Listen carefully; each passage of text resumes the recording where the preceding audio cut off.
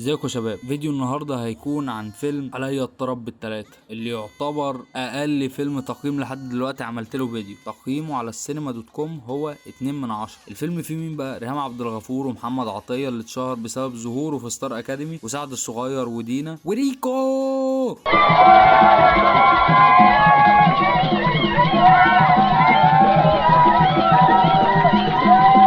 خلينا نخش في الفيلم اللي انا شفته كتير قوي زمان. بيبدا الفيلم باننا بنشوف توتر على ترابيزه الاكل، ومنى تقول لاحمد ان كريم ابن مش ابنه، ده ابن اخوه، وهبه مش بنته، ونشوف افوره. شوف كده، مش ابنك يا احمد. ايه؟ امال ابن اخوك عمر. وهبه يا احمد، هبه بنتنا كمان، مش بنتك. هبه؟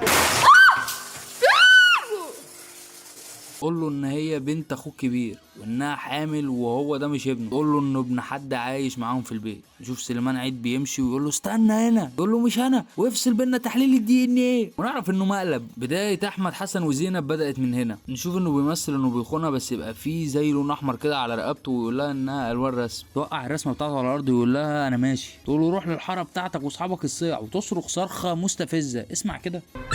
I have an idea!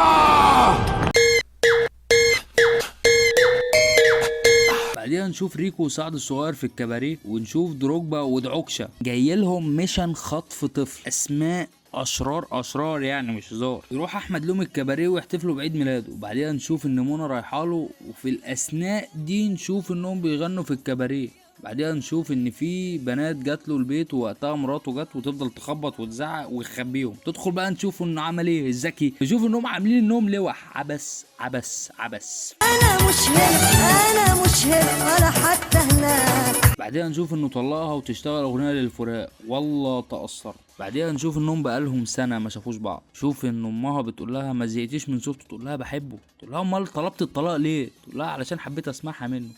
روحي وانت طالق. تجنن. عبس وهطل وتخلف عقلي وهرطقه. انا مش لاقي مصطلحات كفايه توصف الهبل ده. بعديها نشوف دروجبا ودعوكشة بيسالوا على البار بتاع خوخه. ما انتوا كنتوا لسه في قبل كده يا جماعه، بتسالوا عليه ازاي؟ هو عبط للعبط وخلاص، عبط للمطلق. هم نشوفه بيقول ايه؟ مفيش رقص ولا غنى، انا ممكن اكسر الدنيا وطربها. نشوف سعد الصغير ودينا بيغنوا فكهاني وبحب الفاكهه، اللي تعتبر اكتر حاجه مشهوره في الفيلم، اكتر من الفيلم ذات نفسه. والاغنيه دي كانت تعتبر ترند لفتره كبيره، وما زالت يعني في ناس بتسمعها لحد دلوقتي وبتشغلها في الافراح والكلام ده. في الوقت ده نشوف ادريس راح ياخد الهدايا من احمد ويردح له. اسمع كده. يا بسباس يا بتاع نسوان الهلوة. ونشوف انه قاعد يشرب معاهم. في الوقت ده نشوف حد جه يقول لهم كلمه السر ايه. يقوموا قايلين ايه بقى؟ حشيش. لا يا شيخ والله. يا الله على التمويه بتاعكم يا ايها الرجال الخارجون على القانون. ياه. نشوف انه نصب عليهم واخد الشنطه وجري. يجروا وراه ويقولوا له ايه؟ اقف لا بلغ البوليس. لا يا جدع بجد والله. المهم نشوفه انه طلع لشقه احمد، ويحط الحاجه اللي في الشقه كلها ورا الباب علشان ما عرفوش يفتحوا الباب، وهم قاعدين ولا اي اندهاش، زيرو رياكشن. المهم بيدخلوا وراه الشقه وبرضه ما فيش اي رياكشن منهم. نشوف انه خبى الشنطه تحت السرير ومسكوه يقولوا له اتكلم. يقول لهم هتكلم. يقول له هتتكلم، ويقوموا مغطسين راسه في البانيو. يابا هو قال لك هيتكلم؟ هو ما قالكش مش هتكلم عشان تعذبه، هو هيتكلم. المهم يحطوه شويه وبعد كده يطلعوه يقولوا له ايه؟ مش هتتكلم؟ يقول لهم ادوني فرصه اتكلم. يقوموا مغطسين راسه في البانيو تاني. هبل لاجل الهبل. بس بعد كده يسمعوا صوت التلفزيون يقول ما تحاولش الهرب، المكان كله محاصر. ده كان صوت فيلم مثلا شغال في التلفزيون. نشوفهم ان هم بيهربوا. الفيلم ده عبيط قوي يا جماعه. بعدين نشوف رئيس العصابه بيكلمهم ويقولوا ليه ان الشنطه ضاعت، وانهم بيراقبوا بيته. بعدين نشوف منى راحت ليه وتقول له عايزه الهدايا، ويفضل يحسس يا صاحبي انت مطلقها، كفايه هبل وعبط بقى. تقول له خلاص مش مهم، بقتهم في اي وقت تاني. نشوف ان اصحابه عايزين يرجعوهم لبعض وبيرجعوهم لبعض فعلا. ونشوف ان هم بيغنوا تاني. الفيلم اغاني، بس الفيلم اغاني طلع فيها فيلم. المهم يرجع البيت ونشوف واحد اجنبي رايح لسعد عايز يشتري لبان وكولا. يقول له ايه؟ كان اي هاف جامان كوك بليز، يعني عايز لبانه وكولا، يعني واضحه وبسيطه يعني. وهو مش فاهم. يقول له انت اخرس ياض. يقول له نفس الجمله تاني. يقول له ده انت اخرس يالا ولا ايه؟ ويبقى يضربه بالكرسي. يقول له هو في اخرس اجنبي؟ الفيلم عبيط لدرجه انت مش متخيلها، لدرجه صعبه جدا. الفيلم ده حرفيا ما كانش يشاف غير الواحد طفل، علشان ده صعب حد بيفهم يشوف. عبث بس بيحصل فيه. نشوف ان هم راحوا السينما، وفي الوقت ده كان فيلم معلش احنا بنتبهدل بيتعرض في السينما. نشوف ان العصابه راحت البار وبيسالوا على العيال ويروحوا ليهم، ونشوف ان هم كانوا بيشربوا حشيش في السينما. قعدوا معاهم وشربوا معاهم، ومدير السينما طلب البوليس. طبعا هي السيجاره كانت مع افراد العصابه، دخلوا لقوا سعد الصغير وريكو ما بيشربوش، قاموا قابضين عليهم هم. يعني الفيلم عبيط والشخصيات عبيطه، وكمان اللي رايحين بيقبضوا عليهم برضو مش فاهمين، يعني سايبين اللي في ايديهم من السيجاره وماسكين ايه التانيين. انا مش فاهم حاجه. نشوفهم بيقولوا هم اتقبض عليهم ليه، يقولوا باين بيقبضوا على اللي بيعاطوا. ما هو ده التفسير المنطقي للهبل ده. بعدين نشوف سعد الصغير دخل السجن وكان هيتعمل عليه حفله، بس طلع جارهم جوز خوخه كان موجود جوه. نشوف انهم بيقرروا ان هم يهربوا، وبيهربوا فعلا. بعديها بنشوف العصابه مسكت خوخه وخطفوها وراحت بيها بيت واحد منهم. امه تقول له ايه ده، يقول لها ده شوال طماطم، وتفتح الشوال وتمشيها. الفيلم ده انا نفسي اعرف الناس اتفرجت عليه وقتها ازاي، يعني كانوا حاسين بايه وكملوه، ولا في ناس دخلته ولا لا، انا عايز اعرف. بعديها بنشوف احمد عازم صحابه وجم البيت عنده، ويقول ادريس يا ساتر على الاشكال، ناس لوكال،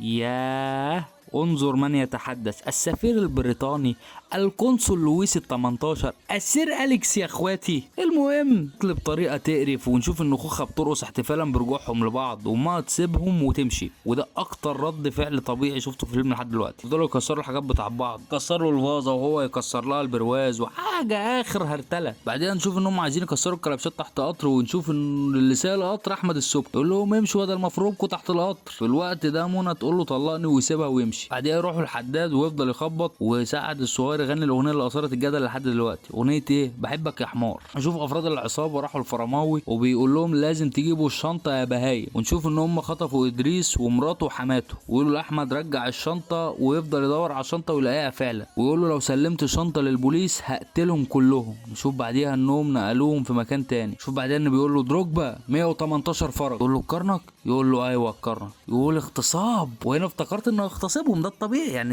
انت في قدامك 2 ستات يعني تغتصبهم، ده الطبيعي. شوف انهم بيقلعوا وبيغتصبوا ادريس.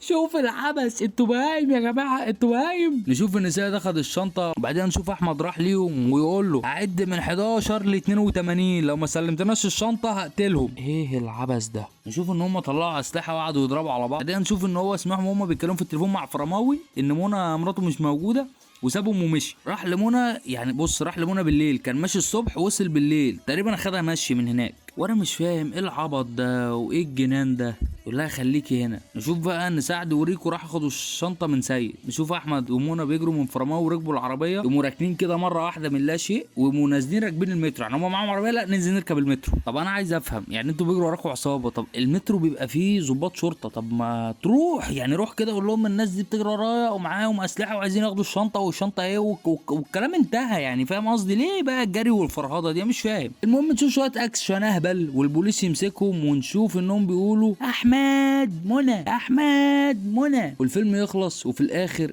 اوعى تشوف الفيلم ده، في الاخر ما تنساش تعمل لايك وشير وسبسكرايب لو اول مره تشوفني، وسلام. منى